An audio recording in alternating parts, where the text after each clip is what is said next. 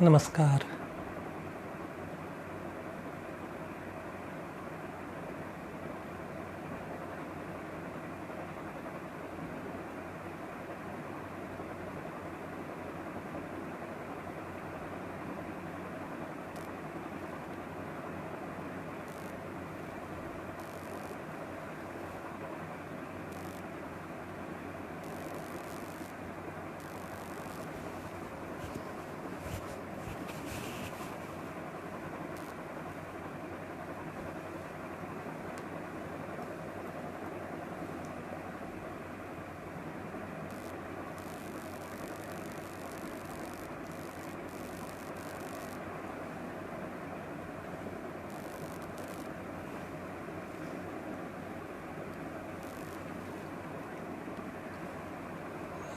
नमस्कार. आजचा आपला तिसरा दिवस. डायबिटीस रिव्हर्सलबद्दल आपण बोलतो आहोत. 4 तारखेपासून आपण सुरुवात केली. पहिल्या दिवशी आपण एक बॅकग्राऊंड बघितलं डायबिटीसच्या संदर्भामधलं. आत्ताचे अलीकडच्या काळात जगामध्ये झालेले काही संशोधनं जी आहे जे आपल्याला सांगतात की डायबिटीस इज क्युरेबल. डायबिटीस हा पूर्ण बरा होऊ शकतो. टाईप 2 डायबिटीस खास करून आपल्या जीवनशैलीमध्ये बदल करून. तसं जर केलं तर आपल्याला औषधं आणि बाकी सगळं घेण्याची गरज कदाचित पडणार नाही. हे आपण पहिल्या दिवशी एक बॅकग्राऊंड बघितलं, डायबिटीस म्हणजे काय आणि कसं वगैरे वगैरे. काल मुख्यत्वे आपण डायबिटीस होते म्हणजे नेमकं काय होते शरीरामध्ये, आपल्या रक्तातली साखर वाढते म्हणजे काय होते, आपण जे काय अन्न खातो ते सगळं आपल्या पचनसंस्थेद्वारा कशाप्रकारे पचन होत जाते, तोंडापासून सुरुवात करून तर शेवटपर्यंत त्याचं विष्ठेमध्ये रूपांतर होईपर्यंत, आणि त्यामध्ये कोणकोणते घटक काम करतात त्याबाबत पण आपण काल माहिती बघितली. मुख्य जे आहारामधले घटक आहे ज्याच्यामध्ये आपण कार्बोहायड्रेट्स, प्रोटीन्स आणि फॅट्सचा विचार केला तर कार्बोहायड्रेट्सचं रूपांतर जे आहे ते सिम्पल शुगर्समध्ये होते. खास करून ग्लुकोज आणि फ्रुक्टोजमध्ये. आपलं शरीर एनर्जीच्या स्वरूपात जी साखर वापरू शकते ती फक्त ग्लुकोजच्या फॉर्ममध्ये. बाकी कुठल्याही फॉर्ममध्ये शरीराला एनर्जी नाही वापरता येत. काल जसं आपण उदाहरण बघितलं की पेट्रोलच्या गाड्या ह्या पेट्रोलवर चालतात, त्या डिझेलवर नाही चालणार, ठीक आहे. डिझेलच्या गाड्या ह्या डिझेलवरती चालतील. तर त्या पद्धतीने शरीरातल्या पेशी ज्या आहेत त्या मुख्यत्वे ग्लुकोजवरती काम करतात. आणि मग शरीराला सगळं करण्यासाठी ग्लुकोजची गरज असते. म्हणजे बोलण्यासाठी, ऐकण्यासाठी, विचार करण्यासाठी, मेहनत चालण्यासाठी, श्वास घेण्यासाठी, हृदयाच्या कार्यासाठी, सगळ्याच इंद्रियांच्या कार्यासाठी आपल्याला शुगरचं काम पडते ग्लुकोजचं. आणि हे ग्लुकोज आपण जे काय खातो त्याच्यामधनं शेवटी शरीरामध्ये जे तयार होते त्याने मिळते. आता या ठिकाणी एक आणखीन महत्त्वाची गोष्ट जी आपण काल बघितली की ग्लुकोज डायरेक्टली पेशींना नाही वापरता येत. हे सगळ्या पेशींना दरवाजे आहेत आणि लॉक आहेत. हे कोणीही पण आलं बा आणि घरात शिरलं आपल्या असं होत नाही. दरवाजा उघडावा लागतो आपल्याला. कोणी जर बेल वाजवली तर दरवाजा उघडावा लागतो. किंवा बाहेर नाही यायचं असेल तर आपल्याकडे चाबी लागते. आतमध्ये जायचं असेल तर घरामध्ये. तसं या पेशींमध्ये जर ग्लुकोजला आतमध्ये शिरायचं आहे तर त्याला पेशींवरती असणारे दरवाजे ग्लुकोजसाठीचे ते उघडायला लागतात. आणि त्याला इन्सुलिन रिसेप्टर असं म्हणतो आपण. शरीरामध्ये पॅनक्रियाजद्वारे जे इन्सुलिन हार्मोन तयार होते ते इन्सुलिन त्या पेशींच्या दरवाज्यावरती जाते. पेशींच्या वॉल्सवरती, भिंतीवरती जे रिसेप्टर असतात त्याला जाऊन हे इन्सुलिन चिकटते आणि ते तिथे गेल्यावरती ते दरवाजे उघडतात आणि त्याच्यानंतरच फक्त ग्लुकोज पेशींमध्ये जाऊ शकते. अन्यथा ग्लुकोज रक्तामध्ये कितीही असलं तरी त्याचा तसा उपयोग होत नाही आहे आपल्याला. आणि म्हणून डायबिटीसमधली जी लक्षणं आहेत, वेगवेगळ्या लक्षणं, काल तो पार्ट आपण पुढे कंटिन्यू करतो आहे आता, की डायबिटीसमध्ये लक्षणं कुठली दिसतात आपल्याला. तर मुख्यत्वे 3 लक्षणं आपल्याला दिसतात, सिम्पटम्स ज्याला आपण म्हणूया. टाईप 2 आणि टाईप 1 डायबिटीसमध्ये पण 3-4 असतात. एक प्राधान्याने भूक जास्त लागते, खाय सुटते. अर्थात सगळ्या डायबिटीसवाल्यांमध्ये ही लक्षणं सापडतीलच असं नाही आहे, पण हे क्लासिक ज्याला म्हणूया सिम्पटम्स, 3 लक्षणं म्हणतो आम्ही त्याला. डिस्फॅजिया, डिसयुरिया आणि नाही बेसिकली पॉलिफेजिया, पॉलियुरिया आणि पॉलिडिप्सिया. पॉली म्हणजे अनेक, है की नाही. तर गरजेपेक्षा जास्त भूक लागते, प्रमाणापेक्षा खाय सुटते. पोट रिकामं राहिलं की लगेच खाण्याकडे म्हणजे खाल्ल्याशिवाय राहत नाही. असं का होते? आता डायबिटीसमध्ये तर रक्तातली साखर वाढलेली ऑलरेडी. मग आता शरीराला तर रक्तातली साखर पाहिजे असते एनर्जीसाठी, आणि आपली बॉडी सगळी कॉम्प्युटराइज्ड आहे. त्याच्यामुळे खरं रक्तात पुरेशी साखर असताना भूक लागायला नको आपल्याला. नॉर्मल एरवी जर आपल्याला डायबिटीस नसेल तर भूक केव्हा लागते? जेव्हा रक्तातल्या साखरेचं प्रमाण कमी होते तेव्हा भूक लागते आपल्याला.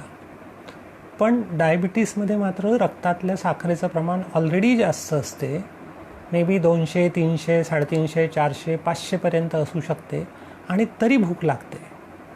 हे भूक लागण्याचं कारण असं आहे की रक्तामध्ये जरी 300, 400, 500 साखर असली तरी ती पेशींना वापरता येत नाही. कारण पेशींना वापरायसाठी पेशींचे दरवाजे उघडावे लागतात, ते लॉक. आणि ते लॉक उघडण्यासाठी एकतर इन्सुलिनची कमतरता असते, किंवा ज्याला आपण म्हणू इन्सुलिन रेजिस्टन्स पेशींमध्ये तयार झालेलं असते. त्याच्यामुळे असलेलं शरीरातलं इन्सुलिन पण ते दरवाजे सगळे नाही उघडू शकत. समजा चाबी आपण असं म्हणूया की वापरून चाबी जरा घासल्या गेली तर ती बरोबर बसणार नाही तिथे आणि दरवाजा नाही उघडणार.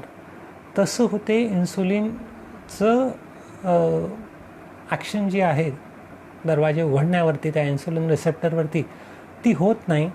आणि त्याच्यामुळे तो इन्सुलिन रेजिस्टन्स जो डेव्हलप होतो त्याच्यामुळे इन्सुलिन काम नाही करत. जास्तीचं इन्सुलिन शरीराला निर्माण करावं लागते मग त्या दरवाजे उघडण्यासाठी समजा. त्याच्यामुळे रक्तामध्ये साखरेचं प्रमाण खूप असलं तरी प्रत्यक्षात पेशींना साखर कमी मिळाल्यामुळे मग बॉडी सिग्नल देते, भूकेचा संदेश देते. आपल्या ब्रेनमध्ये जे हंगर सेंटर असते, भूक लागण्यासाठीचं एक केंद्र असते, त्याला मेसेज जातो आणि मग खाय सुटते. त्यामुळे रक्तातली साखर वाढलेली असताना पण भूक लागत राहते सतत. हे डायबिटीसचं क्लासिक लक्षण आहे. अर्थात हे सगळ्या डायबिटीसवाल्यांमध्ये दिसेलच असं नाही आहे. दुसरं एक लक्षण जे असते डायबिटीसमध्ये ते असते की तहान प्रमाणापेक्षा जास्त लागते.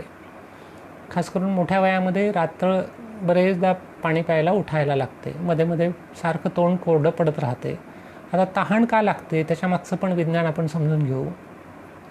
कारण ही लक्षणं यासाठी पण महत्त्वाची की लक्षणं ज्यामध्ये आहे डायबिटीसमध्ये आणि हळूहळू त्यांची लक्षणं कमी व्हायला लागली, की ही वाढलेली भूक प्रमाणाकडे यायला लागली, वाढलेली तहान कमी झाली, त्याचा अर्थ त्यांचा शुगर रक्तातली जी वाढलेली आहे ती कमी व्हायला लागली, आणि जी वाढलेली होती ती कमी व्हायला लागली. आणि त्याच्यामुळे काय म्हणू आपण त्याला की त्यांच्या भुकेचं प्रमाण कमी झालेलं आहे, शरीरात असणारी साखर वापरल्या जायला लागलेली आहे. त्यामुळे ही लक्षणं त्या दृष्टीने पण महत्त्वाची असतात समजून घेणं आपल्याला. तहान जास्त लागण्याचं कारण काय आहे तर रक्तामध्ये साखर वाढलेली आहे, आणि साखर वाढल्यामुळे प्रमाणापेक्षा जास्त, नॉर्मली आपण पाहिलं की 80 आणि तिकडे 120 उपाशीपोटीची आणि जेवणानंतरची, फार फार तर 140पर्यंत असायला पाहिजे. आता या 80, 120, 140च्या जागी समजा 200, 300, 400 जर झाली साखर तर काय होणार आहे? रक्त जर घट्ट झालं तर काय होणार आहे की त्याचा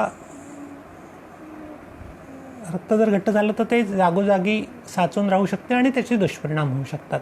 तर असं होऊ नये म्हणून मग काय होते शरीर की तहान जास्त लागत राहते. ते एक कारण आहे की रक्त पातळ राहिलं पाहिजे साखरेचं प्रमाण वाढलं तरी पण. तिसरं कारण जे असते आणखीन एक ते की डायबिटीसमध्ये लघवीला वारंवार जावं लागते, आणि आपण म्हणतोय की लघवीमध्ये साखर सापडते. नॉर्मल माणसांच्या शरीरातनं जी लघवी बाहेर पडते त्याच्यामध्ये साखर नसते. ओके, साखर बाहेर पडायला लागली लघवीतनं याचा अर्थ काय की रक्तातल्या साखरेचं प्रमाण एवढं झालं की ते किडनीमधनं बाहेर पडायला सुरुवात झालेली आहे की नाही. कारण आता ते सॅच्युरेशन पॉईंटच्या वर आलेलं आहे, त्याच्यामुळे शरीराला आता सांभाळता येत नाही. म्हणून शरीर प्रयत्न काय करते की वाढलेली साखर जर साचून राहिली रक्तात तर त्याचे दुष्परिणाम शरीराच्या वेगवेगळ्या इंद्रियांवरती होतील. ते होऊ नये म्हणून मग किडनीला ऑर्डर जाते की जरा या रक्तामधनं जास्तीची साखर जी आहे ती बाहेर काढून टाका. आणि त्यामुळे रक्तामधली साखर लघवीमधनं बाहेर जायला लागते आणि त्याच्यामुळे वारंवार लघवीला जायला लागते. आता रक्तातली साखर लघवीमधनं बाहेर जाताना लघवी पण फार घट्ट व्हायला नको, नाही तर परत त्याचे आणखीन प्रॉब्लेम्स होऊ शकतात. म्हणून मग जास्त पाणी पण शरीराच्या बाहेर टाकलं जाते आणि म्हणून मग वरचेवर लघवीला जायला लागते. मग ते पाणी कमी झाल्यामुळे इकडे तहान जास्त लागते. त्यामुळे आता ही गोष्ट लक्षात घ्यायची आपल्याला की जर अशी लक्षणं असतील डायबिटीसमध्ये की भूक प्रमाणाच्या बाहेर लागते किंवा तहान जास्त लागते आहे किंवा लघवीला वारंवार जावं लागते, त्याचा अर्थ ब्लड शुगर ही वाढलेली आहे असं एक ढोबळमानाने आपल्याला रक्त न तपासता पण म्हणता येऊ शकते. अर्थात निश्चित करण्यासाठी आपल्याला याची गरज लागणारच आहे. अर्थात हे या सगळ्यांची आणखीन इतरही वेगवेगळी कारणं असतात की लघवीला वारंवार जावं लागणं, खास करून मोठ्या वयामध्ये 60 आणि 60च्या नंतर पुरुषांमध्ये जे रात्री खास करून लघवीला वारंवार जावं लागतं, त्याच्यामागचं एक कारण जे असते की प्रोस्टेट या ग्रंथीची झालेली वाढ गरजेपेक्षा जास्त, त्याच्यामुळे त्यांना लघवीला वारंवार जावं लागू शकते डायबिटीस नसताना पण. पण ही 3 लक्षणं, क्लासिक लक्षणं ज्याला म्हणतात, ती डायबिटीसची आहे. त्यानंतर आणखीन काय होते डायबिटीसमधली लक्षणं की ज्याला आपण म्हणू फटीग किंवा थकवा येतो. आता थकवा का बरं येतो?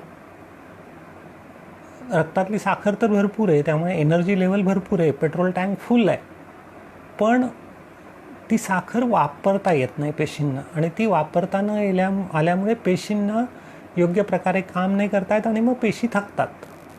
मग मेंदूच्या पेशी थकतात, स्नायू थकतात आणि म्हणून मग काय म्हणू आपण त्याला की थकवा जाणवतो, विकनेस जाणवतो. हे 4थं लक्षण आहे. 5वं लक्षण असं असू शकते, खास करून टाईप 1 डायबिटीसमध्ये बरेचदा डायग्नोसिस जर उशिरा झालं तर असं असते की भरपूर खाय होऊनही वजन कमी झालेलं सापडते आपल्याला. कारण असलेली साखर वापरता येत नाही आणि शरीराला साखर तर पाहिजेच पाहिजे. मग शरीर काय करते की स्नायूंमधले जे काय स्टोअर केलेलं आहे आणि शरीरात इतरत्र जे स्टोअर केलेली आहे वेगवेगळ्या फॉर्ममधले, त्यामधनं साखर तयार करते आणि ती वापरते. कारण ही असलेली जास्तीची साखर शरीराला वापरता येत नाही टाईप 1 डायबिटीसमध्ये, लहान वयात होणाऱ्या डायबिटीसमध्ये, कारण मुळात इन्सुलिनची कमतरता असते आणि इन्सुलिन कमी असल्यामुळे मग ते वापरता येत नाही शरीराला. मग शरीराला ग्लुकोज तर पाहिजेच पाहिजे. मग ते ग्लुकोज कुठून येणार? तर ते ग्लुकोज येण्यासाठी मग शरीर आपल्या गरज पडली तर अगदी ज्याला आपण म्हणू मसल्स, स्नायू जे आहेत आपल्या शरीरातले, त्याची पण मोडतोड करून त्याच्यापासून ग्लुकोज तयार करते आणि ती वापरते. जसं आपण काल बघत होतो की समजा आपल्याला आता फारच आता अडचण आलेली आहे, तर रुटीनली आपलं कॅश आपल्याकडे जी काय असते घरामध्ये आपल्या खिशात, त्याच्यात आपलं काम भागते. त्यातनं नाही भागितलं तर आपण मग ATMमध्ये जातो, बँकेच्या अकाउंटमधून, सेव्हिंगमधून पैसे काढतो. समजा त्याहून मोठी गरज असेल तर मग आपल्याला एखादी FD मोडायला लागते. समजा त्याहून मोठी गरज आणि तातडीची गरज असेल, मोठं ऑपरेशन करायचं आहे, 2-4-5 लाख रुपये पाहिजे आणि FD नाही आहे तेवढी, तर मग आपल्याला जी इन्व्हेस्टमेंट असते लॉंग टर्मवाली ती मोडायला लागते. मग सोनं विकणं असेल, काही घरदार शेती विकणं असेल आहे आणि त्यातनं ती गोष्ट वापरायला लागते. तीच गोष्ट शरीराच्या बाबत पण होते की नॉर्मली ग्लुकोज जर वापरता आलं तर प्रॉब्लेम नाही, पण समजा ग्लुकोज नाही वापरता आलं तर मग इतर अवयवांचा विचार न करता तिकडनं मिळवून काय वाटेल ते हो, पण आत्ता तर पाहिजेच एनर्जी, ती तर मिळवायचीच. आणि त्याच्यामुळे वेस्टिंग ज्याला म्हणतात टाईप 1 डायबिटीसमध्ये खास करून होण्याची शक्यता असते, अनडायग्नोस्ड डायबिटीसमध्ये. अर्थात टाईप 2 डायबिटीसमध्ये बहुधा असं वेस्टिंग म्हणजे याचा अर्थ की भरपूर खात असूनही वजन कमी होत जाते. ओके, हे खास करून टाईप 1 डायबिटीसमध्ये लक्षण असू शकते. टाईप 2मध्ये बरेचदा हे दिसत नाही आपल्याला, कारण हळूहळू टाईप 2 डायबिटीस हा वाढत राहतो, एकदम असा वाढत नाही टाईप 1 सारखा बरेचदा. त्यामुळे टाईप 2मध्ये तशा प्रकारची लक्षणं बरेचदा दिसत नाही. काही वेळेला यापैकी काहीही लक्षणं नसताना केवळ सहज काही निमित्ताने रक्तातली साखर तपासली तर लक्षात येते की डायबिटीस आहे म्हणून. त्यामुळे ज्याला आपण म्हणू असिम्प्टोमॅटिक डायबिटीस असा पण असू शकतो की ज्याच्यामध्ये तसा कुठलाच त्रास नसतो. आणि मुख्य महत्त्वाचा पार्ट हा आहे डायबिटीसच्या संदर्भामधला धोका जो आहे की त्याच्यामध्ये त्रास तसा ॲज काही नसतो, दुखणं नसते, कुठे काही नसते, सुरुवातीच्या स्टेजला काहीच अडचण नसते. रुटीन आपलं सगळं व्यवस्थित चालू असते आणि मग ते सगळं व्यवस्थित चालू असताना आपल्याला वाटत पण नाही की आपल्याला काही आजार आहे म्हणून, आणि म्हणून मग त्याच्याकडे दुर्लक्ष केलं जाते. पण आता डोळ्याचं ऑपरेशन करायचं आहे, आणखीन काहीतरी इन्शुरन्स काढायचा आहे, तर मग रुटीन चेकअपमध्ये जर बरेचदा लघवीमध्ये किंवा रक्तामध्ये साखर वाढल्याचं आपल्याला सापडते आणि डायग्नोसिस होते डायबिटीसचं. आता हे झालं निदान. डायबिटीसचं निदान करण्यासाठी काल जसं पाहिलं आपण तशा 2 चाचण्या असतात. एक रक्तामधली साखर मोजणं, ब्लड शुगर ज्याला म्हणतो आम्ही, ते फास्टिंग असते आणि पोस्ट मील असते.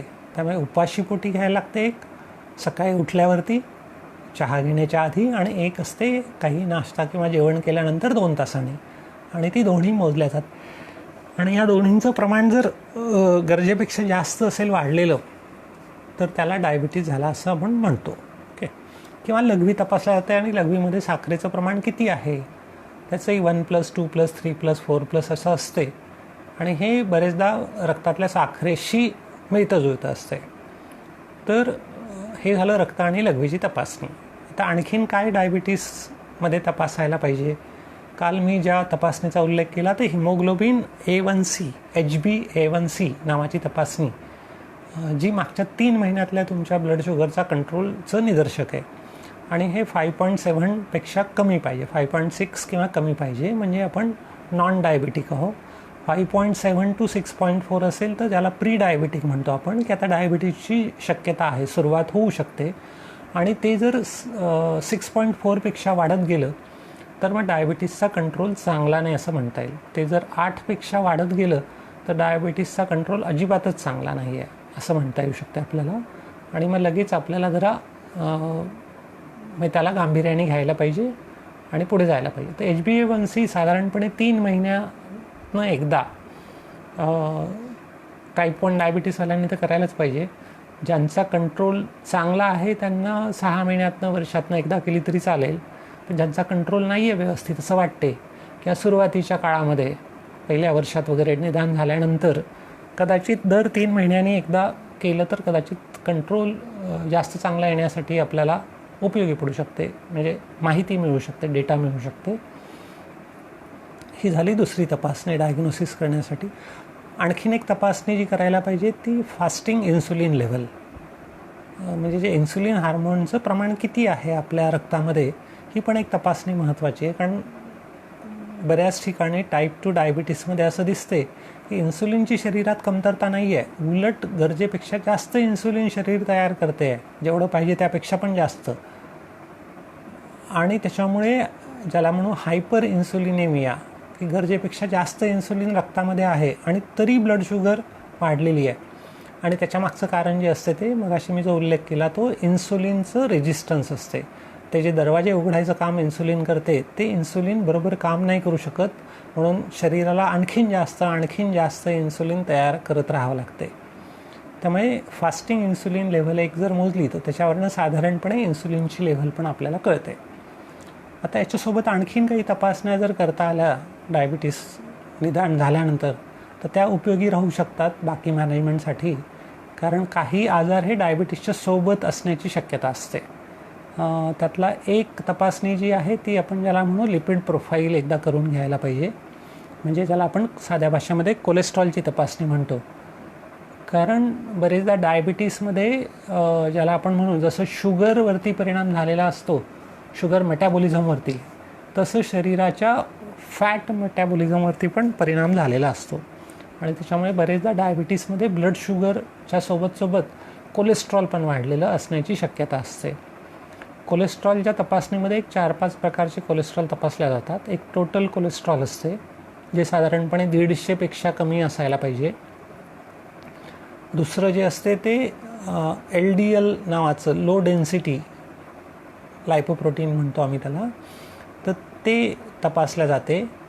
तर त्याची लेवल 100च्या आत असणं महत्त्वाचं असते. त्यानंतरची जी आहे ती त्याला आपण VLDL म्हणतो, व्हेरी लो डेन्सिटी लायपोप्रोटीन, जी 20 वगैरे असायला पाहिजे. चौथी जी तपासणी असते ती SDL असते त्याच्यामध्ये. हे सगळं एकाच तपासणीमध्ये होते लिपिड प्रोफाईलमध्ये. कोलेस्ट्रॉलचे वेगवेगळे प्रकार जे आहेत ते तपासले जातात. SDL हाय डेन्सिटी लायपोप्रोटीन हे एकमेव कोलेस्ट्रॉल असं आहे की याचं प्रमाण जर वाढलं तर धोके कमी होतात. त्यामुळे HDL वाढवायचं असते आणि बाकी सगळे कोलेस्ट्रॉल हे कमी लेवलला ठेवायचे असतात. तर HDL हे 40पेक्षा जास्त पाहिजे, 60 असेल तर फारच उत्तम असं म्हणूया. तर हा पार्ट झाला कोलेस्ट्रॉलचा, ती एक तपासणी करून घ्यायला पाहिजे. त्याच्यासोबत जर बाकी काही इंद्रियांवरती समजा उशिरा निदान झालेलं आहे, तर बाकी काही इंद्रियांवरती परिणाम झालेला आहे का ते तपासण्यासाठी डायबिटीसचे जे कॉम्प्लिकेशन्स होतात ते कॉम्प्लिकेशन्सची काही सुरुवात दिसते का कुठे, त्याच्यासाठी आणखीन काही तपासण्या कदाचित करायचं काम पडू शकते. तर आत्ता आपण हे बघून घेऊ आधी की डायबिटीसमध्ये नेमके कॉम्प्लिकेशन्स काय काय होऊ शकतात. समजा खास करून लॉंग स्टँडिंग डायबिटीसमध्ये जे होतात ते 2 प्रकारे डायबिटीसचा शरीरातल्या सगळ्या इंद्रियांवरती परिणाम होतो. म्हणजे नुसती रक्तातली साखर वाढते म्हणून नाही, पण या वाढलेल्या साखरेचे आणि इन्सुलिनचे शरीरातल्या बहुतेक सगळ्या अवयवांवरती परिणाम होतात. ते परिणाम जे होतात ते 2 प्रकारे होतात. एकाला आपण म्हणूया की शरीरातल्या ज्या मोठ्या रक्तवाहिन्या आहेत, मॅक्रोव्हॅस्क्युलर इफेक्ट ज्याला आम्ही म्हणतो, ते होतात आणि त्याच्यामुळे काही इंद्रियांवरती परिणाम होतात. आणि दुसरे मायक्रोव्हॅस्क्युलर म्हणजे जे छोट्या रक्तवाहिन्या आहेत शरीराच्या, त्यांच्यावरती परिणाम होतात आणि त्याच्यामुळे शरीरातल्या काही इंद्रियांवरती परिणाम होतात. आता या कॉम्प्लिकेशन्समध्ये मायक्रोव्हॅस्क्युलर ज्या छोट्या रक्तवाहिन्या शरीरातल्या त्या कुठे असतात आणि ज्याच्यावरती डायबिटीसचे परिणाम होतात, एक आहे आपला डोळा. डोळ्यामधला जो आतला पार्ट आहे ज्याला आपण दृष्टीपटल म्हणतो, जो डोळ्याने दिसत नाही आपल्याला पण ज्याच्यामुळे आपल्याला दिसते सगळं, रेटिना ज्याला आपण म्हणतो, जो आतल्या भागात असतो डोळ्याच्या, हा एक पडदा असतो आणि सेन्सरसारखा, आणि याच्यावरती आपल्याला सगळं दिसण्याची प्रक्रिया घडते. तर या रेटिनाला जो रक्तपुरवठा होतो, त्या रक्तपुरवठा करणाऱ्या रक्तवाहिन्या ह्या छोट्या असतात, सूक्ष्म, मायक्रो ज्याला म्हणू आपण त्या, तर त्यावरती परिणाम होतो आणि त्या रक्तवाहिन्या तिथे फुटायला लागतात. त्याच्यातनं रक्त बाहेर पडते, त्या असं ठिसूळ होतात आणि त्यातनं रक्त बाहेर पडायला लागते. ते रक्त तिथे बाहेर पडलं की ते तिथल्या तिथे आपण त्याला म्हणू फायब्रोसिस. जसं आपलं रक्त गोठलं की काय होते, रक्त गोठते, गोठण्याची प्रक्रिया होते. मग त्या ठिकाणी हळूहळू जसं जखम झाली की जखम बरी झाल्यानंतर त्वचेच्या जागी एक स्कार येतो, छोटासा व्रण तयार होतो. तसे स्कार किंवा व्रण त्या रेटिनावरती तयार होतात. आणि हे जर होत राहिलं फार तर काय होते की त्या रेटिनाचं फंक्शन जे आहे त्याच्या जागी हे स्कार तयार झाल्यामुळे तेवढ्या एरियाचा पार्ट हा सगळा डॅमेज होतो, फंक्शन डॅमेज होते आणि मग अंधत्व येऊ शकते. त्यामुळे अंधत्वाचं एक कारण जे आहे आपल्या देशामध्ये आणि खास करून विकसित देशांमध्ये आणखीन जास्त आहे, ते आहे डायबिटीस. आणि जे सहज आपण ब्लड शुगर व्यवस्थित कंट्रोल करून सहज आपण आटोक्यात ठेवू शकतो, म्हणजे त्याला काही फार लागते असं नाही आहे. दुसरा जो परिणाम होतो तो आहे किडनीवरती. किडनीमध्ये पण ज्या रक्तवाहिन्या असतात त्या सूक्ष्म रक्तवाहिन्या असतात, कारण आपल्या रक्तामधले जे अनावश्यक घटक आहे, जे वेस्ट मटेरियल आहे, ते सगळं किडनीमध्ये फिल्टर केल्या जाते आणि त्याच्यातून ते शरीराच्या बाहेर टाकून दिल्या जाते. तर त्या मायक्रोव्हॅस्क्युलर जे आहे तिथल्या ज्या रक्तवाहिन्या आहे सूक्ष्म, त्यावरती परिणाम होतो आणि तिथे पण मग अशाच रक्तस्राव होऊन जी किडनीची फिल्टर करण्याचं मेकॅनिझम जे आहे तिथे गडबड होऊ शकते आणि त्याच्यामुळे रक्तातले विषारी पदार्थ जे एरवी लघवीमधनं बाहेर टाकून द्यायला पाहिजे किडनीद्वारा, ते त्या प्रमाणात बाहेर टाकल्या जात नाही, त्यांचं रक्तामधलं प्रमाण वाढते आणि ज्याला आपण म्हणू मग किडनी फेल्युअरची जी प्रक्रिया आहे त्याची सुरुवात होते. सुरुवातीच्या काळात फार होते असं नाही, लघवी होत राहते, सगळं होते, पण एक तर लघवीमधून काही पदार्थ बाहेर पडतात, त्यामुळे लघवीच्या तपासणीमध्ये लक्षात येते प्रोटीन्स खास करून लघवीमधनं बाहेर पडायला लागतात. युरिन अल्ब्युमिन आम्ही त्याला म्हणतो, त्याच्या तपासणीत, लघवीच्या तपासणीतनं ते लक्षात येते. किंवा दुसरं मग रक्ताच्या तपासण्यांमध्ये किडनी फंक्शन टेस्ट आम्ही ज्याला म्हणतो, त्या तपासण्या करून घ्यायच्या असतात. किडनीचं फंक्शन कसं आहे त्याच्यामध्ये मुख्यत्वे एक ज्याला ब्लड युरिया म्हणूया, रक्तामधल्या युरियाची लेवल काय आहे ते तपासल्या जाते, आणि दुसरं सिरम क्रिएटिनिन नावाचं दुसरं एक वेस्ट मटेरियल आहे, त्याची लेवल किती आहे हे तपासल्या जाते. आणि ते जर वाढलेलं असेल त्याचा अर्थ मग किडनीच्या क्रियेवरती काही ना काहीतरी परिणाम झालेला आहे. ओके, त्यामुळे हे झालं दुसरं कॉम्प्लिकेशन म्हणूया आपण डायबिटीसचं होणारं. अर्थात हे अगदी सुरुवातीलाच होते असं नाही आहे, पण बरेच दिवस डायबिटीस राहिला, त्याची काळजी नाही घेतली तर हे होण्याचा धोका जास्त असतो. तिसरा जो धोका होतो तो आहे शरीरामधल्या मेंदूच्या ज्या नसा आहेत, नर्व्स ज्याला म्हणतो आपण, वेगवेगळ्या अवयवांना ज्या सप्लाय करतात आणि ज्याच्यामुळे आपल्याला सेन्सेशन जाणवते, ज्याच्यामुळे आपले स्नायू काम करतात, तर त्यावरती परिणाम होतो. हे तुम्हाला ऐकून हे माहिती असेल की डायबिटीसमध्ये पुढे पुढे सेन्सेशन्स कमी व्हायला लागतात. हातापायाला वेदना झाल्या तरी समजत नाही, भाजलं तरी लक्षात येत नाही. तर त्या मेंदूच्या नसांवरती झालेला तो परिणाम असतो आणि त्याच्यामुळे मग हातापायात मुंग्या येणं असेल आहे, असं आग झाल्यासारखं वाटणं असेल आहे, किंवा संवेदना कमी होणं आहे, अशी लक्षणं पण असू शकतात. हे झालं तिसरं कॉम्प्लिकेशन. म्हणजे मुख्यत्वे डोळे, त्याच्यामुळे दृष्टी जाणं, किडनी, त्याच्यामुळे पुढे पुढे किडनी फेल्युअर होणं, आणि जर ते टोकाला गेलं तर मग आपल्याला डायलिसिसचं काम पडू शकते आयुष्यभरासाठी. आणि तिसरं जे आहे ते नर्व्सवरती परिणाम झाल्यामुळे ही लक्षणं सुरुवातीला आणि पुढे पुढे जखमा जर झाल्या तर त्याच्यामुळे गँग्रीन, आणि मग अगदीच नाही काही झालं तर शेवटचं टोक म्हणून मग पाय तोडावा लागणं गँग्रीनपासून जीव वाचवण्यासाठी. इथपर्यंत सगळे कॉम्प्लिकेशन्स असतात. हे सगळे सूक्ष्म रक्तवाहिन्यांचे कॉम्प्लिकेशन्स झाले. आता दुसऱ्या प्रकारचे जे कॉम्प्लिकेशन्स होतात ते मोठ्या रक्तवाहिन्यांचे जे आहेत ते. आता मोठ्या रक्तवाहिन्या कुठे असतात शरीरामध्ये? त्या सप्लाय करतात हृदयाला. ओके, पहिली गोष्ट. त्यामुळे मग हृदयाच्या मेंदूला सप्लाय करतात त्या. दुसरी जी आहे ते, मग आता हृदयाला रक्तवाहिन्या ज्या पुरवतात रक्त, तर हृदयाला स्वतःला काम करण्यासाठी कायम रक्त लागते, ऑक्सिजन लागते. आता हे ऑक्सिजन जर कमी पडायला लागला हृदयाला तर हृदय व्यवस्थित काम करत नाही. आता त्यामुळे काय होते या डायबिटीसमध्ये की हृदयाच्या रक्तवाहिन्याच्या आतमध्ये, या मोठ्या रक्तवाहिन्या ज्या असतात त्याच्या आतमध्ये असं कोलेस्ट्रॉल आणि इतर गोष्टींचा थर जमा व्हायला लागतो आणि आतल्या बाजूनी थोडीशी इंजुरी होते त्या रक्तवाहिन्यांना. ती इंजुरी भरून काढण्याच्या शरीराच्या प्रक्रियेमध्ये, प्रोसेसमध्ये तिथे आणखीन जास्त पदार्थ जमा होत जातात आणि मग रक्तवाहिन्या आतून अशा ठिसूळ व्हायला लागतात आणि छोट्या व्हायला लागतात. त्यामुळे ब्लॉकेजेस तयार होतात. आता हे ब्लॉकेजेस तयार होणं किंवा रक्तवाहिन्या ठिसूळ होणं ही प्रक्रिया आपण म्हणूया की हृदयाच्या रक्तवाहिन्यांमध्ये होते, ही मेंदूच्या रक्तवाहिन्यांमध्ये होते. आणि समजा जर मग कालांतराने अशी एखादी रक्तवाहिनी फुटली म्हणा किंवा ब्लॉक वाढला म्हणा तर मग हार्ट अटॅक येऊ शकतो. किंवा मेंदूच्या रक्तवाहिनीवरती जर परिणाम झाला तर स्ट्रोक ज्याला आपण म्हणतो, पॅरालिसिसचा अटॅक होऊ शकतो. तर हे सगळे डायबिटीसचे कॉम्प्लिकेशन्स आहेत. आणखीन जे कॉम्प्लिकेशन डायबिटीसमध्ये होऊ शकतात त्याच्यामध्ये आपल्याला माहिती आहे की डायबिटीसमध्ये झालेल्या जखमा लवकर बऱ्या होत नाही, वेळ लागतो. हिलिंग जे असते म्हणजे शरीर काय म्हणून झालेली जखम दुरुस्त करण्याची जी शरीराची ताकद आहे ती कमी झालेली असते जरा. त्याच्यामुळे जखमा लवकर बऱ्या होत नाही. इन्फेक्शन होण्याची शक्यता वाढते, संसर्गाचा धोका वाढतो सगळ्याच प्रकारच्या जंतूंचा, कारण रोगप्रतिकारशक्ती कमी झालेली आहे. सगळ्या पिशींमध्ये साखर खूप साचू नये आणि आपल्याला माहिती आहे जिथे साखर साचलेली असेल आहे तिथे जंतू लवकर वाढू शकतात. साधं उदाहरण आहे.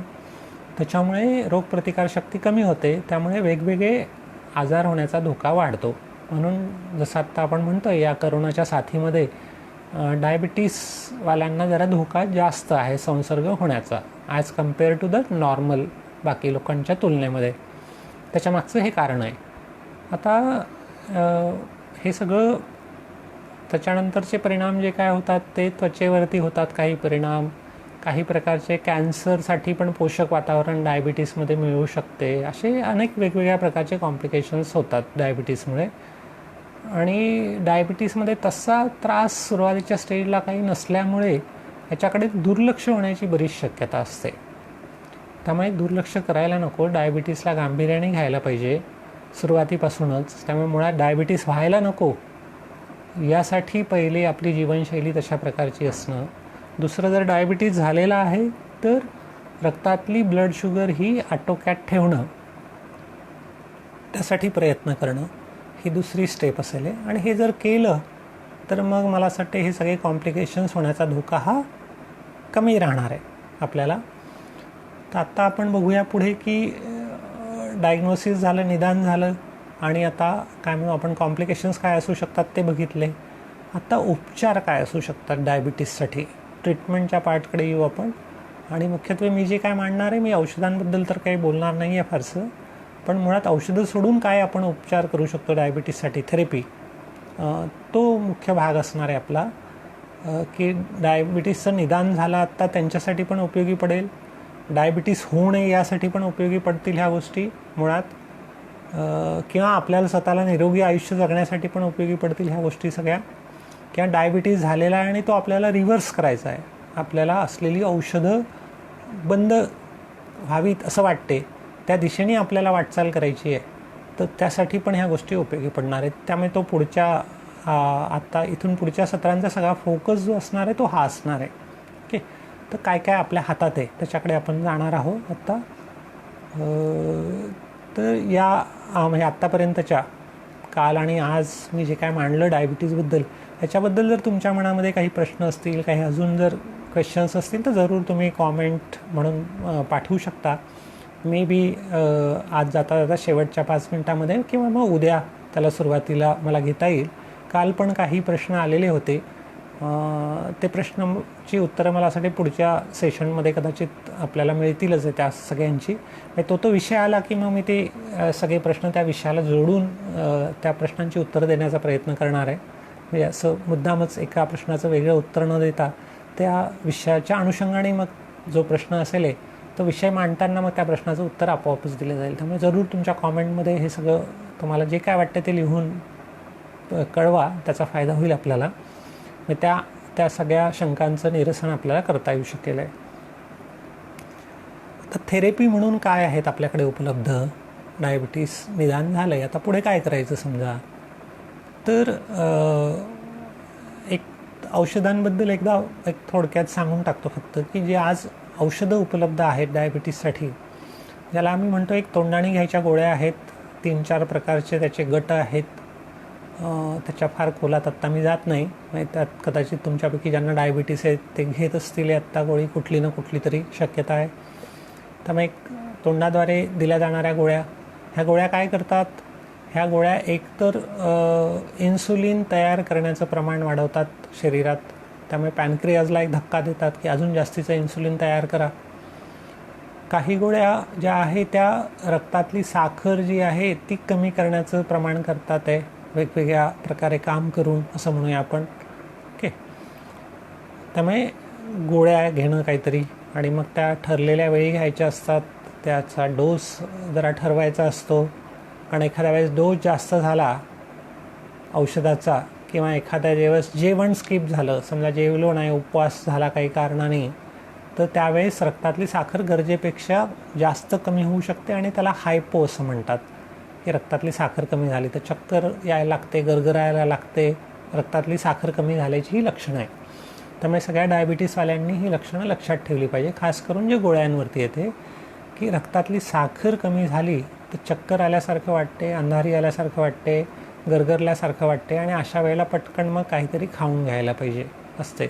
आणि ते कुठेही येऊ शकते, रस्त्यात पण येऊ शकते, कुठे पण येऊ शकते, म्हणून ते माहिती असणं महत्त्वाची गोष्ट असते. इव्हन आम्ही तर असं म्हणतो की सगळ्या डायबिटीसवाल्यांच्या खिशामध्ये एक कार्ड पाहिजे, त्यांचं नाव, गाव, पत्ता, फोन नंबर असलेलं, त्यांना डायबिटीस कधीपासून आहे, काय औषधं चालू आहे, त्यांच्या डॉक्टरांचं नाव, कोणातरी कॉन्टॅक्टचं नाव, समजा इमर्जन्सीमध्ये कोणाशी संपर्क करावा, हे कार्ड एक असं खिशामध्ये असणं कायम 24 तास महत्त्वाचं यासाठी असते, की समजा तुम्ही औषधं घेताय सध्या डायबिटीसचे आणि तुम्ही कुठेतरी बाहेर आहात, अनोळखी ठिकाणी या दुसऱ्या गावाला आहात किंवा रस्त्याने जात आहे तुमच्या गावात पण, आणि काही कारणाने त्यावेळेस हायपो झाला, समजा रक्तातली साखर अचानक कमी झाली आणि नाही लक्षात आलं सपोज, तर आणि ती खूपच जास्त कमी झाली तर एखाद्या वेळेस मग बेशुद्ध होऊ शकतो माणूस, पडू शकतो असा खाली, आणि मग लोकांना असं वाटेल की कोण आहे बा, जसं आपण आता रस्त्याने असं जाताना कोणीतरी पडलं आहे बा असं अस्ताव्यस्त, तर आपला पहिला समज असा असतं की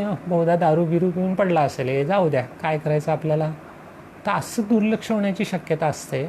किंवा कोणी आलं बघितलं समजा तरी नेमकं काय झालेलं आहे त्याच्या निदानामध्ये उशीर नको व्हायला, म्हणून ते कार्ड जर असेल तर लगेच लक्षात येईल अरे यांना डायबिटीस आहे, मग पहिलं लगेच काहीतरी खायला, किंवा बेशुद्ध असेल तर एक ग्लुकोजचं इंजेक्शन दिलं की 5 मिनिटाचा माणूस उठून बसायला लागतो. म्हणजे आकारांचं जे काय काय म्हणू त्याला, की काय झालेलं असेल, बेशुद्धीची कारणं काय, मग हे तपासा ते करा, ते सगळं वाचू शकते. त्यामुळे असं एक डायबिटीसवाल्यांनी एक कार्ड आपल्या खिशात कायम सोबत बाळगणं हे कधी पण उपयोगी असते डेफिनेटली.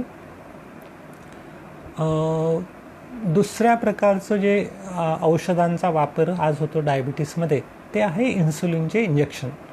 म्हणजे अजून तरी इन्सुलिन असं ओरल फॉर्ममध्ये अजून फार नाही तयार झालेलं, प्रचलित नाही आहे, पण इंजेक्शन घ्यायला लागतात.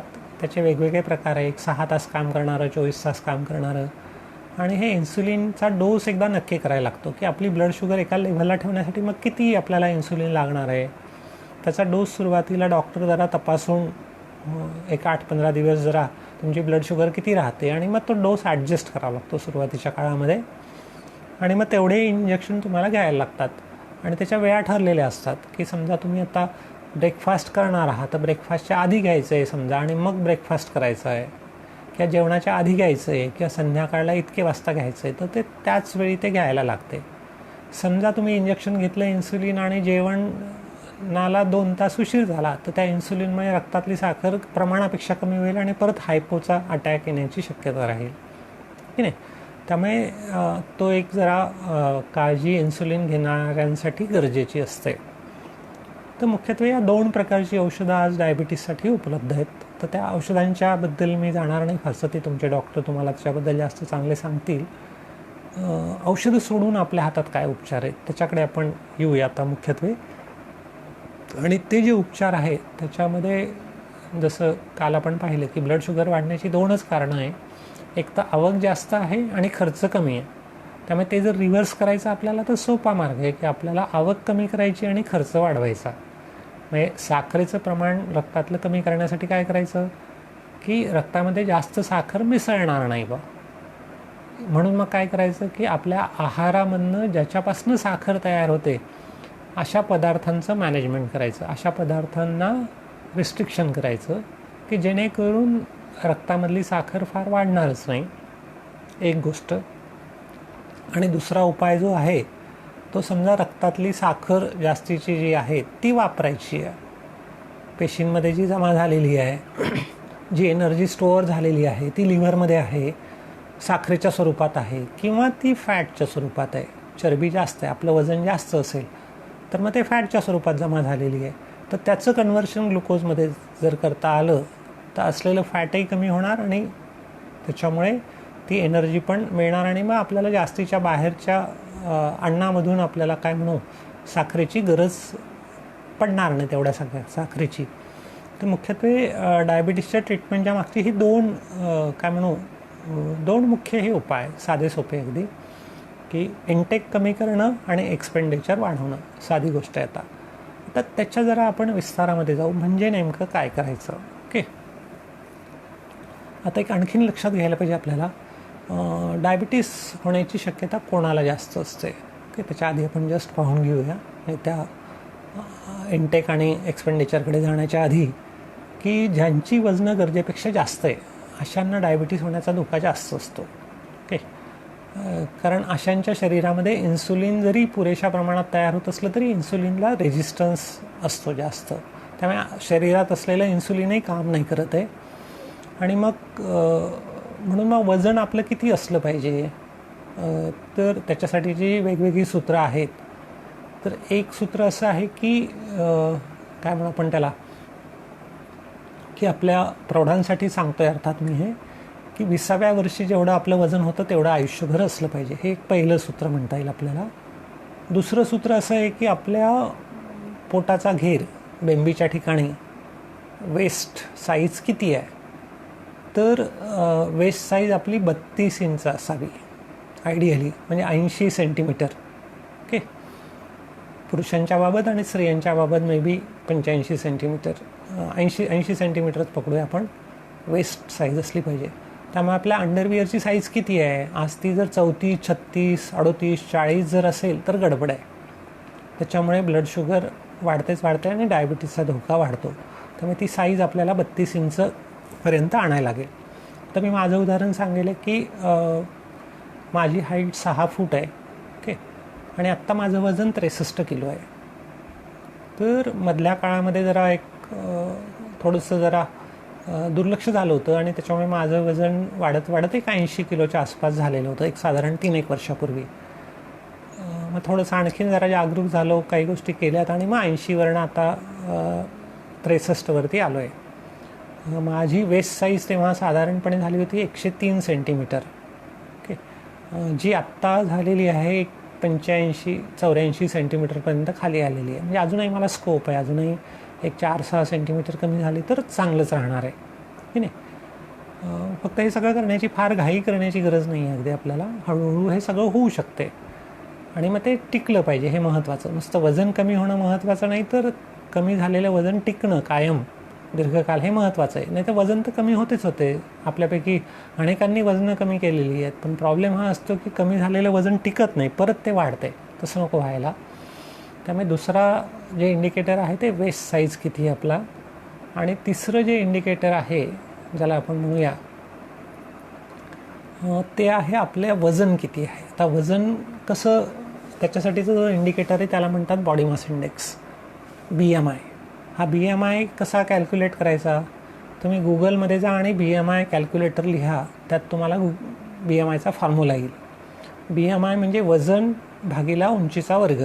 वजन किलोग्रॅममध्ये आणि उंची मीटरमध्ये घ्यायची असते. त्यामुळे तुम्हाला तुमची वजन माहिती पाहिजे आणि उंची माहिती पाहिजे, आणि त्या फॉर्म्युल्यामध्ये तुम्ही टाका तुमचं वजन किती आणि उंची किती. फॉर्म्युला हा आहे की weight divided by square of the height. वजन भागिला उंचीचा वर्ग, उंची मीटरमध्ये आणि वजन किलोग्रॅममध्ये. आणि जे गुगलला BMI कॅल्क्युलेटर असतात त्याच्यामध्ये सगळे कन्व्हर्शन असतात. तुम्हाला इंचामध्ये माहिती असलं तरी ते मीटरमध्ये कन्व्हर्ट करते, देऊ शकते. म्हणजे कुठल्याही याच्यात आपण वापरू शकतो. तर तुमच्या स्वतःचा आणि तुमच्या घरातल्या सगळ्यांचा BMI काढून घ्या. हा बॉडी मास इंडेक्स आयडियली जो आहे तो 18.5 ते 21 असावा. प्रौढांसाठी म्हणतो आहे, मुलांसाठी तेवढं महत्त्वाचं नाही आहे कदाचित मे बी, पण 18+, 18+साठी म्हणूया. किंवा आता नवीन जनरेशनमध्ये कदाचित बरीच मुलं पण ओव्हरवेट दिसतात आपल्याला आत्ता, या छोट्या 15, 16, 17 वर्षाची पण किंवा त्याहून छोटी पण. तर त्यांच्यासाठी कदाचित आपल्याला परत विचार करावा लागेल वेगळा. पण मुख्यत्वे 18+, 16+ वाल्यांसाठीचा जो फॉर्म्युला आहे बॉडी मास इंडेक्स 18.5 ते 21 असला पाहिजे. 18.5पेक्षा कमी जर असेल, प्रौढांसाठी म्हणतो आहे, तर असं म्हणूया आपण की जरा काही प्रॉब्लेम आहे का एकदा तपासून घ्यायला पाहिजे वजन कमी असण्याचं. 18.5 ते 21 असेल तर आयडियल आहे, आदर्श आहे. 21 ते 25 असेल तर ज्याला आपण म्हणू की ग्रे झोन आहे, म्हणजे नॉर्मल आणि ॲबनॉर्मल याच्यामधलं आहे. 21 ते 23पर्यंत आपण म्हणू की नॉर्मलच्या बाजूला येते, आणि 23 ते 25 हे ॲबनॉर्मलच्या बाजूला जाते. म्हणजे आपला ट्रॅफिकचा जसा सिग्नल असतो ना, 18.5 ते 21 म्हणजे ग्रीन सिग्नल झाला की 100% सुरक्षित आहे, आयडियल आहे. त्याच्यानंतरचा जो आहे तो 21 ते 23 मारू शकतो आणि पुढे जाऊ शकतो, गाडी काढू शकतो आपण पुढे. पण 23 ते 25 असेल तर मग आता रेड सिग्नलकडे चालली आणि त्यावेळेस धोका वाढतो. आणि मग पुढे BMI 25 ते 30 म्हणजे रेड सिग्नल आहे, म्हणजे गरजेपेक्षा वजन जास्त आहे आपलं. आणि 30च्या पुढे जर असेल तर त्याला आपण ओबेसिटी म्हणतो किंवा लठ्ठपणा म्हणतो, ठीक आहे. त्यामुळे ते आपल्याला बघायला पाहिजे. त्यामुळे तुमच्या स्वतःचं आणि घरातल्या सगळ्या प्रौढांचं BMI कॅल्क्युलेट करा, आणि पाहिजे तर ते मग मला तुम्ही कॉमेंटमध्ये किंवा पर्सनल मेसेजमध्ये पण पाठवू शकता तुमचा BMI किती आहे. म्हणजे मग त्याप्रमाणे पुढे आपण जे करणार आहोत, प्लॅन पण तयार करणार आहोत की डायबिटीसबाबत बोलताना आपण हे पण बघणार आहोत की वाढलेली वजनं पण आपल्याला कशी कमी करता येतील. जसं मी माझं उदाहरण सांगितलं की मला 17 किलो वजन कमी करता आलं आणि इट इज मेंटेन, आणि सगळं साधारणपणे बहुतेक सगळ्या गोष्टी खाऊन पिऊन पण ते करता येणं शक्य आहे. ते कसं करायचं ते आपण समजून घेऊया याच्यात पुढे. तर त्यासाठी BMI महत्त्वाची गोष्ट आहे. एक वेस्ट सांगितली मी तुम्हाला मोजायची, दुसरं सांगितलं की 20व्या वर्षी असतं तेवढं वजन, आणि तिसरं सांगितलं बॉडी मास इंडेक्स. हे 3 मुख्य इंडिकेटर्स आपण म्हणूया वजनाच्या बाबतचे. हे साधं गणित जे आहे आपण म्हणूया की ढेरी नको आपल्याला, पोटाची साईज ही फ्लॅट पाहिजे कधी पण, तर डायबिटीस होण्याचा धोका हा कमी असणार आहे. त्यामुळे त्या दिशेने आपल्याला जावं लागेल. वजन जास्त असल्याचे आणखीन जे दुष्परिणाम होतात त्याच्यामुळे गुडघे लवकर कामात न जातात, आणि मे बी पुढे मग वाढत्या वयामध्ये नी रिप्लेसमेंट ज्याला आपण म्हणू, गुडघे बदलण्याची वेळ आपल्यावरती येऊ शकते की नाही. तर ते सगळं होऊ नये म्हणून मग ह्या सगळ्या गोष्टींची काळजी घ्यायला पाहिजे आपल्याला आत्तापासून. तर एवढे इंडिकेटर्स मला असं वाटते महत्त्वाचे.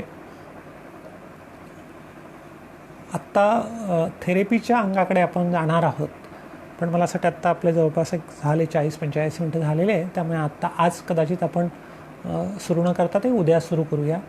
तर इंटेक कमी करायचं आहे आपल्याला. समजा कॅलरी इंटेक कमी करायचं आहे, जेवण कमी नाही करायचं, उपाशी नाही राहण्याचं, त्याची गरज नाही आहे. त्यामुळे पोटभर खाऊन पण वजन कसं कमी करता येईल, पोटभर खाऊन पण डायबिटीस कसा आपल्याला रिव्हर्स करता येईल, त्यातली काही वैज्ञानिक गोष्टी आणि ज्या या रिसर्चमधून समोर आलेल्या आहेत त्या मी मांडणार आहे. त्या आपल्याला समजू शकतील मला असं वाटतं यातनं. तर मी खरं या सगळ्या विषयांवरती मी एक छोटं पुस्तक पण लिहिलेलं आहे, शतायुषी होण्यासाठी हृदयसंवाद नावाचं, मराठीमधलं.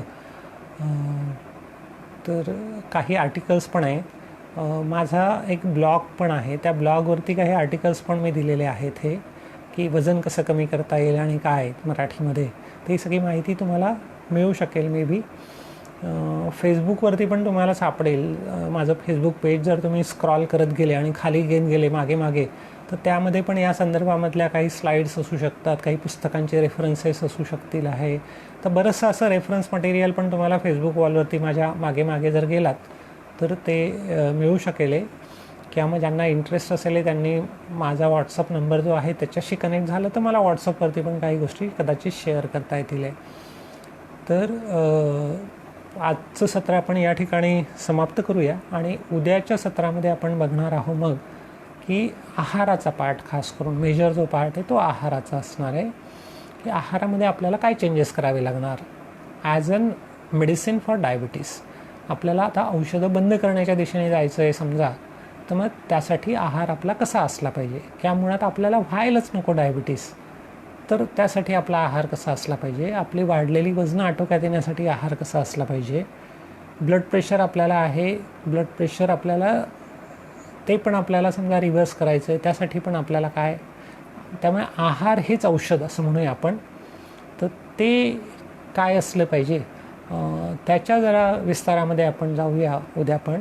आणि म्हणून मी जसं म्हणाले की उद्या पण कागद पेन घेऊन तुम्ही बसा, कारण बरेचदा असं असतं की सांगितलेल्या गोष्टी विसरल्या जातात, पण त्या जर आपण नोट करून घेतल्या त्यातल्या त्यात तर त्या आपल्याला पुढे पण उपयोगी पडू शकतात मे बी, स्वतःला आणि इतरांना पण. म्हणून कागद पेनाचा उपयोग केला तर ते जास्त उपयोगी राहू शकेल मे बी.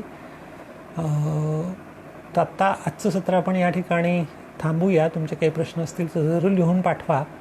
परत संध्याकाळी तुमच्यापैकी ज्यांना शक्य आहे आणि इच्छा आहे ते हेल्दी आणि मिनिंगफुल लाईफस्टाईल या सत्रामध्ये परत आपल्याला भेटता येणं शक्य आहे, काही अडचण नाही. आणि उद्या सकाळचं जे सत्र आहे, कालपासून मी सुरुवात केलेली आहे सकाळी 10:30च्या सत्रामध्ये, की आपल्या आयुष्याचा 2040 साली मी कुठे पोहोचलेला असेल त्याचं एक विजन डॉक्युमेंट तयार करण्याची एक्झरसाईज माझ्यासोबत करता येऊ शकते.